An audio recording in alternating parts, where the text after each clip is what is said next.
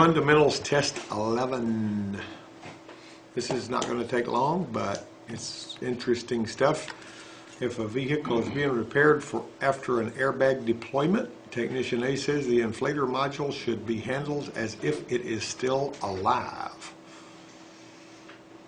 Technician B says rubber gloves should be worn to prevent skin irritation. Now, both of those guys are right. Now, why do you feel like an airbag should be handled like it's still alive, even if it's already been deployed? Some of them have got 2 firecrackers in them. And if the deployment is one of the lesser deployments that it causes, it will, in other words, if it hits at a certain force, it deploys full force. If it hits at a lesser than that, it only deploys one of the firecrackers.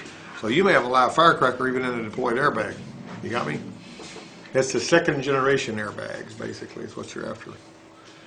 Okay, now a seatbelt pretensioner is A, used to force the occupant back into position against the seat back in the event of a collision. B, used to remove slack from the seat belt in the event of a collision. Or C, a vest that it contains an explosive charge. D. Or D, all of the above. All of the above. It does all of that stuff. Contains an explosive charge? Yep, it does. It's got a little firecracker in it. It's basically going to cause things to happen. Now, if I'm not mistaken, I think that he just went out there and sharpened his pencil on the bench grinder. He does it a lot. Did you know there's a pencil sharpener right there? I have never noticed that thing. Did you use the bench grinder to sharpen your pencil? Never mind. Okay. It looks, it sharpens real I good. know, you're an improvise and overcome kind of a military guy. I got you. What conducts power and ground to the driver's side airbag? Got any idea? This device is a clock spring. All right. Now then, if I can manage to get this apart, I'm going to show you guys what a clock spring looks like. You heard me talk about clock springs? They have different names for them, different automakers. See that? See that? That is a clock spring. You see those little copper strips in there? Those copper strips are what carries the connection from this outer part to the center, or done that way. Now, what you got to do, if you're ever replacing something like a steering rack, or doing anything where you got steering parts took loose, you don't ever want the steering wheel where it'll just turn around and around and around and around. Because if you do, you destroy the clock spring. Because obviously, now watch this one here, I got this one doctored so we can turn it. Notice when I turn it, it's tightening up and it gets to the point where it stops. All right, now if you're ever going to replace the clock spring or have the steering wheel off or have the clock spring off or whatever and you got to put it back on, you want to go all the way to one side and you're going to go back about 2 3/4 turns. That's going to put it in the middle so that it can turn as far as it needs to both ways without a problem. However, in a case of one of my guys that was here one time before on his little Honda car, he was replacing the steering rack, and I had told him about this repeatedly, you know, lock the wheels in the middle, don't destroy the clock spring, blah, blah, blah. Well, he forgot all of that when he put his steering rack on there. He had a steering wheel where it would just turn any way and every way. And it so happened that it was almost all the way to one side when he got it put back together, but the wheels were facing ahead. And the first time he made the turn, it ripped the clock spring to shreds. And so this is a $400 clock spring on a Honda Civic. Now this one here on this Ford Ranger, the one I got on my hand, it costs about $50 from the dealership. They don't cost that much. 14A664 is a basic part number. When I used to work at the dealership, they were about $100 a pop. But these clock springs will sometimes go bad. There was a clock spring in a Dodge Dakota that we worked on. There was nothing wrong inside the clock spring. Usually when the clock spring's ripped, the horn doesn't work and the airbag light's on and all that. Otherwise you'll have codes and stuff like that. This one here, the only problem that it had was the airbag light was on, but the horn worked. And it was going through the clock spring on that Dodge too. And that we just measured it from here to here, and we, in other words, from the, you know, from this side to that side on that one, we found an open circuit but it was obviously a wire harness or connector problem because there was nothing wrong with the clock spring on that one except for the fact that it would open. What'd you do, Derek? I'm seeing it was shifting the first and the second time, and then it's throwing that fault code. I was messing with that connector and I could never get it. So you're not even, it's like you're not getting any kind of a signal at all now on that. So we're probably going to wind up having to put a SIN unit. We've done everything we need to do with that engine controller, put the console back in, but just make sure that you loop those wires out so if we need to, we can check. The only other thing I might encourage you to do, disconnect your engine controller and those two wires, find the two wires that go down there to that turbine speed sensor and measure with the ohm meter right there at the engine controller and see what they read. You know what I'm saying? I want to know what reading you get there, and if you, I mean, tell me, you know what the reading's supposed to be, right? I mean, find out what the engine controller, I mean, what that turbine speed sensor is supposed to have for resistance, and measure it. You're measuring it, the wire harness and everything all the way down when you measure. Oh yeah, it was.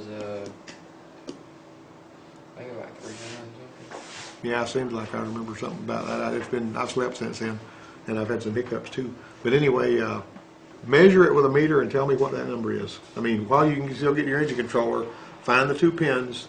You know where they are anyway, because you ran that overlay, and hook it up and see what they read right there at the engine controller, and make sure they don't push back pins or nothing. You know, and then get back with me. All right. Now let's see. The clock spring conducts power and ground to the driver's side airbag. Okay. When will, I'll put those on your desk. thank you.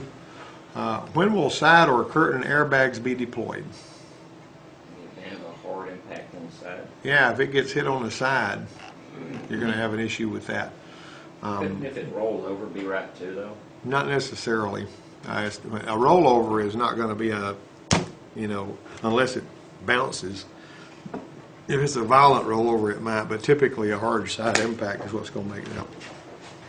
Now that airbag is the one that saves lives, because people's head has a tendency to crack into the B pillar when they get T-boned, and that's what kills people. You know, blunt force trauma from the side.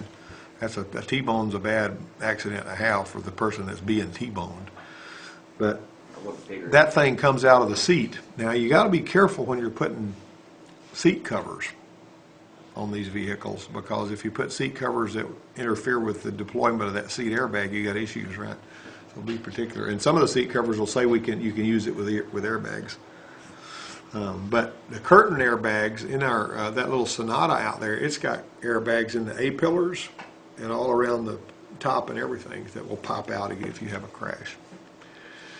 Okay, let me see. What color are the airbag electrical connectors and the conduit? Yellow. Yellow. Of course, I will say that is typically right nowadays, but early on, if you're looking at an early model vehicle with an airbag like 89, 90, 92, 93, you might see some with different colors. Some of them may be gray or whatever. How many sensors must be triggered at the same time for airbag deployment? This is true basically on older vehicles. That's 2. It had one on the positive side, one on the negative side. However, with the this kind of airbag sensor right here is basically got this one little sensor in it. There's your capacitors and everything that stay charged up in case the battery cables clip. These capacitors are what deploys the airbag. But if you'll notice, that little thing right there's got an arrow on it. Right there, if I can move it to where I can see it. That thing's got an arrow on it, and whenever it hits, hear it? That's what that does. Now the older ones would have 2 pieces of wire that were not in contact with anything until this gold-plated ball broke loose from this magnet that it was sitting against. You know, it's a steel ball plated with gold, and it would roll down that little channel and touch those 2 wires. And if your safing sensor and your other sensor closed at the same time, boom, they blow and all that. So, but that's most of the time nowadays. That little box I was just holding is actually the box that does just about everything on the airbag system now. Something else that's interesting to me is a lot of your airbags, if they've been deployed and the body shop has already fixed them, there'll be a code 1919. I think it's a B1919 in there, and you got to clear that code out. On a Nissan, all you got to do is push the door jamb switch like 7 times on some of them to clear that out. and I think the Nissan dealership, you know, we had the sister dealership, the Ford dealership and the Nissan dealership were owned by the same outfit.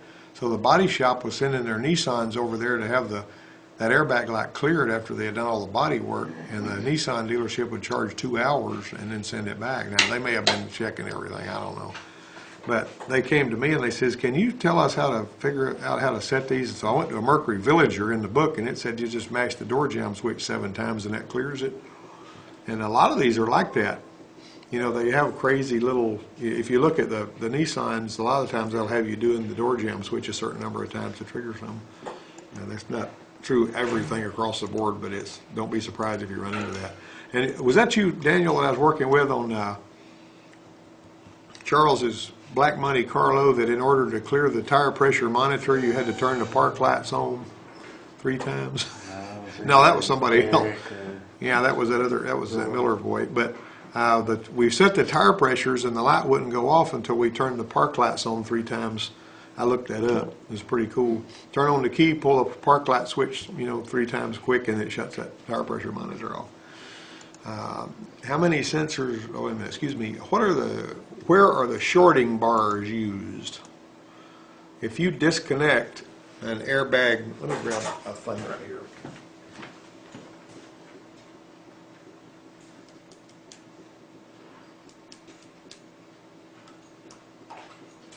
This right here, Daniel, this is a seatbelt pretensioner.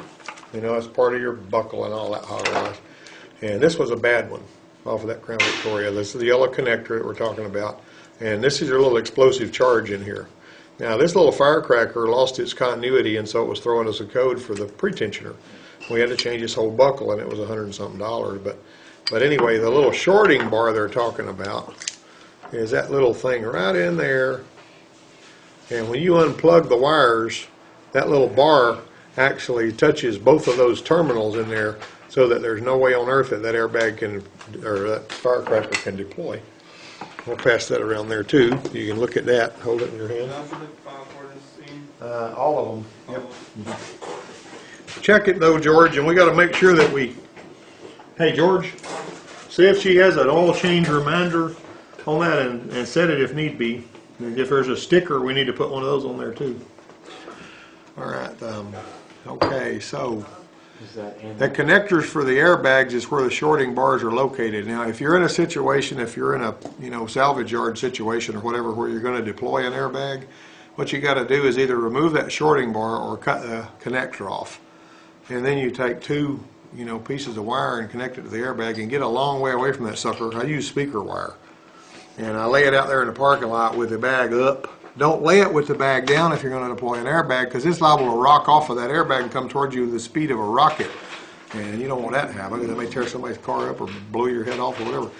But get far enough away from it when you light it off that when it lights off, you get to see a nice show, but you're not going to be close enough to bother it, I mean, to have that. But anyway. You should have been an EOD. Yeah. You could scare somebody into thinking there was an EOD if you lit one of those off when they went riding by. The heater uses blank to heat the air inside the vehicle on most vehicles. Hot coolant from the engine. Yeah, hot coolant from the engine run through a heater core, which is like a little radiator. Where in the air conditioning system is a refrigerant a low pressure gas? Do you remember? We went over this. I think would be to do with one of those condenser answers. So What's this, guys? Compressor, evaporator, condenser. I'm just going to make that real simple. All right. This is your discharge line. This is your liquid line. Excuse me. Let's let this be the condenser. I messed up. I need to label this stuff because I got myself confused. All right. This is going to be where your orifice tube or your expansion valve is. No, it ain't. It's going this way, dummy. The orifice tube or expansion valve is going to be right here. All right. This right here, high pressure gas.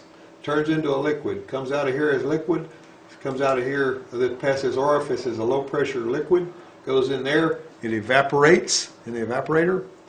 And it actually comes out of here. There's an accumulator here if it's got an orifice tube.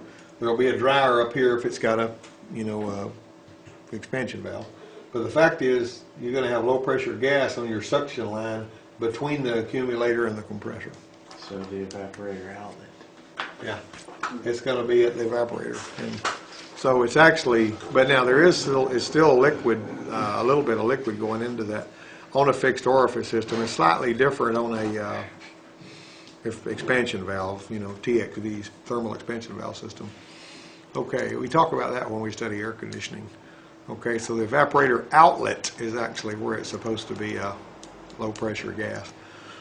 Where in the air conditioning system is the refrigerant a high pressure liquid? Condenser inlet. Yeah, condenser, well, no. Condenser outlet. It's a high pressure gas going into the condenser. And it has to condense into a high pressure liquid in there. Now, if you've got a subcooler, not only does it condense into a high pressure liquid, it also cools that liquid. And there's a fan blowing across both of these little heat exchangers here. A fan blowing across the condenser gets rid of the heat that was picked up in the evaporator. And your pressures need to stay, pretty well level. I mean, they're going to be, it's going to be high in the condenser side and lower in the AC side, but it doesn't need to spiral out of control. Let me ask you this. What if somebody just decided that they were going to change out their let's say they had a leak that it sprung somewhere while they were driving, and then they decided they're going to replace some O-rings and maybe a line, and they're going to put refrigerant in it. And what do they got to do first? You remember? They got to recover the system or vacuum out the. You don't recover. atmosphere. Yeah, don't ever recover the air. You don't recover air. You pull it out with vacuum. If you don't pull the air out, let's say that you've got your system good and tight because you've replaced your O-rings and all that, and you just shoot some refrigerant in there hoping you'll have something cold. Well, the problem with that is the air that you've trapped in there won't condense into liquid. And so now what do you have? With this compressor, you've got a super duper air compressor. And the head pressures will go off the chart and blow the pop-off valve on the compressor real bad. Because you can't just shoot refrigerant in there on top of the air. The air has got to be removed so that you got nothing in there but refrigerant and oil. Pop-off valve, is that some kind of It's on the compressor, and if the pressure goes too high, it goes, it's a safety thing. Or if the condenser fan stops working on a front-wheel drive car, that pop-off valve will go. All right. The material used to absorb moisture inside an AC system is called what? desiccant? Desiccant. Yep. Number 12. A customer complains that the heater works sometimes, but sometimes only cold air comes out while driving. Technician A says the AC system may not have enough refrigerant. Now think about what we're doing here. A customer complains the heater works sometimes, but only cold air comes out while driving. All right. Now, does the AC system not have enough refrigerant? You think that's a problem? No. Technician B says the cooling system could be low on coolant. He's right. If you've got a heater that ain't, that's why it's a good idea when you're filling the cooling system up to go ahead and make sure that put the heater on high, and when that heater's blowing good and hot, and the thermostat's open and it's circulating, you're okay. If you don't do that, you may wind up with, my heater ain't working, and then you find out you're half a gallon low on coolant, We proved that on that Taurus that we were working on. Yep. Didn't you say that no two wires should be alike on that PCM? Well, you mean the color? Yeah. Well, I ain't gonna, that's a broad brush. But, I must have got my wires crossed up. That red wire that I got tied into it, on the schematic, it says it goes to the knock sensor. now with the plot thickens.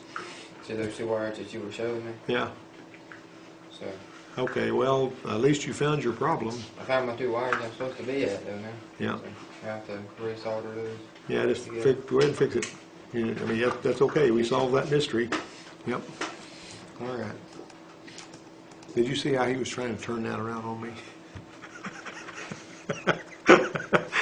Well, basically, I did make a statement that was probably threw him off for a loop. I says, typically, you're not going to have two wires that are the same color going to that engine controller. But apparently on that one it does, and he actually hooked the wire from the turbine sensor up to the knock sensor wire because it happens to be the same color or whatever. Forehead smack. All right, we shall not surely die. Okay. let me see here. But I will tell you this, all of that stuff was hooked up right before. I mean, but it still wouldn't work, so, you know. Anyway, his overlay probably fixed it. He just got to hook it up to the right wire. Let's see. Let me see. Oh, that's going to be Technician B. The first step in the diagnostic procedure when attempting to solve an HVAC, heating, vehicle, and air conditioning customer problem is to do what? Say verify the customer concern. Always verify the customer's concern. And what you do there is you turn on the air and see if the compressor kicks on, see if it cools. If it don't cool, you're going to look at the compressor clutch. Is it engaged? If it's engaged but it ain't cooling, what are my pressures? You know, I need to know. You go from there. Not that hard. Remember on Terry's car how we did. Terry's car, we checked, no compressor operation. We go pull the relay, we find that we've got, when we check with a test light hooked to hot, we go to the one that's feeding the compressor. It's dark. Find out the compressor clutch coil is open. Then we had this little mysterious situation where we ordered the compressor because we knew the clutch coil was open. Terry goes over there to Andalusia and calls and says the car wouldn't start. They said you didn't seat the starter relay right. Starter relay ain't even in that panel. It's under the dash and we ain't been under there. Yeah. Did somebody swap relays? Did they pull the AC relay and put it where the starter relay went? I don't know. But when that thing came back, we had everything else like it was supposed to be, but the AC still wouldn't work, and it drove us crazy until we realized that this relay is not any good. And so we had already set both compressors side by side on the bench, made sure the clutch would power up on the new one and wouldn't on the old one, so we'd make sure we weren't selling him something he didn't need, verified that the compressor was bad. I mean, you know, if you'd have just thrown a compressor on it and found out the relay was bad, you might think, my goodness, did we sell him a relay when all he did, you know, a compressor on? But we knew better because we'd already double checked all that, see. Sometimes it just throws you for a loop. All right, now then, let me see. Technician A says spark knock, ping, and detonation are different names for abnormal combustion. Technician B says any abnormal combustion raises the temperature and pressure inside the combustion chamber and can cause severe engine damage. Both A and B, but I will tell you that detonation has got to be really heavy duty and long term before it causes a lot of engine damage on any kind of a robust engine. Now, some engines that are not really put together all that strong may suffer. I will tell you this though, you can actually burn the hole in the top of a piston. Early on when they were using EGR to start with, if you unplug the EGR valve, it would ping because when you're using EGR, you get a little more time in advance. And the time in advance is too far when EGR is not working. You're liable to ping and labor knock and that kind of thing. But what does EGR do? Tell me, guys. EGR puts inert gas into the intake air and it goes into the cylinders to keep it a little cooler. Exactly. It actually, the inert gas makes it not burn so hot. Good answer. Count on Sean to remember that stuff that we've been over. Propane is also called what? Liquid petroleum gas. LPG, that's right. A vehicle owner should do what? A, purchase gasoline that has the octane rating recommended for the use as stated in the owner's manual. B, use plus grade for all gasoline engines. C, use premium grade for all engines for best performance. Either B or C. Actually, A is the only right answer there. If it calls for 87 octane, put 87 octane. And you ain't helping yourself when you put premium in a car with 87 octane. I told that story a time or two about Mark Shipes was over there working on a Bronco 92 model that was nearly brand new. And when you crank that thing up cold, it'd pop, snort, and fall on its face and backfire through the intake and all that. He cleaned the injectors. He worried with it. He checked this. He checked that. He checked the time. And he worried with it. Never could get it to do anything different. And I was listening to it, and I says, Mark, go out there and ask them what kind of gas they're using. I bet you they're using premium gas because that will make one of these run like that. And I said, don't ask them, hey, are you using premium gas? Go out there and say, what kind of gas are you running? And so he went out there and they said, we're using premium, the best we can put in it. And he said, I said, okay, so what you need to do is tell them to drive that out of it and put regular in it and their problem will be solved. He worked on that thing 2.5 hours. You know, but if you've got premium gas in a car that's slated to run 87 octane, you know, it won't make every car run crazy, but it will also, since it burns slower, it leaves all kinds of crud in the combustion chamber, and it will cake that stuff up to the point to where you can't use anything but premium, or it'll labor knock, you know, and that's a pain. All right, so, let me see. Purchase gasoline that has the octane rating recommended for use as stated in the owner's manual. Now, let me ask you this. This lady sent me an email a few days ago, and she says, I accidentally filled my, whatever kind of car it is, up with regular gas.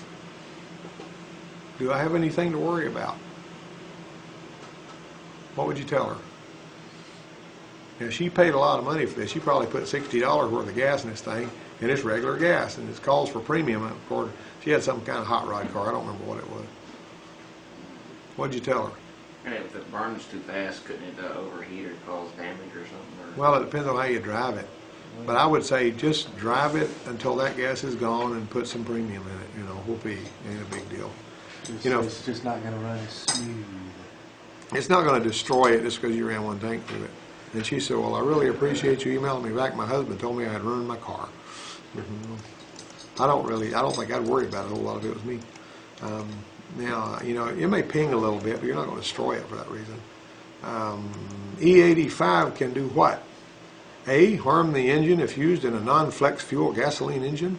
B, cause a conventional gasoline engine not to start if used. C, be used in a vehicle labeled flex fuel. Or D, all of the above. D. Yeah, D, all of the above. Now, you know, if you put a lot of alcohol fuel in an engine that's not made to burn alcohol, it ruins the fuel pump and corrodes things, does all kinds of stuff. However, if you buy a flex fuel vehicle, even if you're not going to burn anything with regular gas, you got better fuel injectors and a better fuel pump and better everything than somebody that's just burning a regular gas motor. That couple of our state college vehicles are flex fuel vehicles, but the people that drive them don't know it. It doesn't say it anywhere on them. That Dodge Stratus we got, it's a flex fuel, but they don't know it. They don't have a clue. But they could pull up there and ding, ding, ding with the 85 all day long. Now, what's the deal on that? It ain't going to take you as far as that many gallons of gas. It's just not. Your gas mileage ain't going to be. It's a little cheaper, but I mean, it's a trade-off. There's less thermal efficiency. Yeah, it doesn't have as many British thermal units in it as gasoline does. A cup of gasoline has got the explosive power of a stick of dynamite. Did you know that? Let's see, a flex fuel vehicle can be identified by what?